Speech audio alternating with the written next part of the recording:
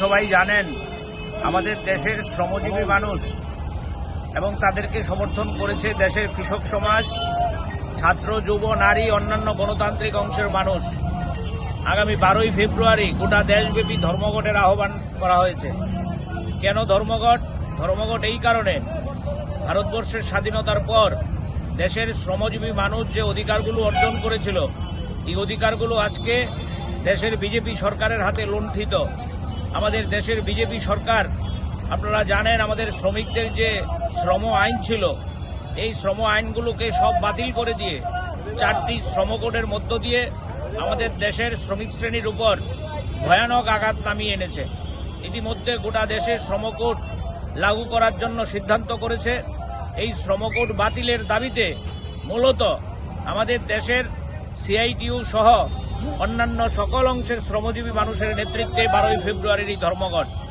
এই ধর্মঘটকে সফল করার জন্য ইতিমধ্যেই সকল অংশের মানুষ রাস্তায় নেমে আওয়াজ তুলেছে। আমাদের রাজ্যের সিআইটিইউর অন্তর্ভুক্ত ত্রিপুরা মোটর শ্রমিক union, Tripura autorickshaw workers union, Tripura e rickshaw শ্রমিক ইউনিয়ন এবং আমাদের যে টিআরটিসির কর্মী ইউনিয়ন, এই 4টি সংগঠন মিলে আমাদের রাজ্যে পরিবহন সংগঠনের একটা ফেডারেশন আছে, all India road transport workers federation. এই ফেডারেশনের নেতৃত্বে আজকে আমরা প্রচারে বেরিয়েছি গোটা আগরতলা শহরে।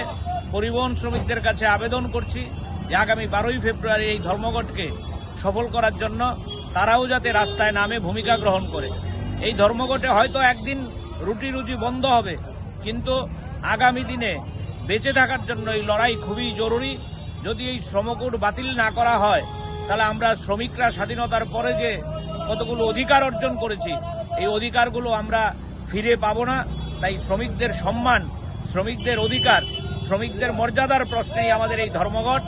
আমরা আজকে লক্ষ্য করছেন এই ধর্মঘটের সমর্থনে ফ্লেক্স লাগাচ্ছি, পোস্টার লাগাচ্ছি।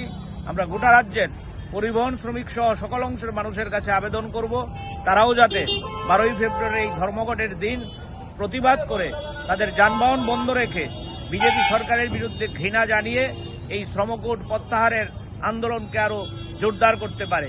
এই আবেদন নিয়েই আজকে আমরা রাস্তায় নেমেছি।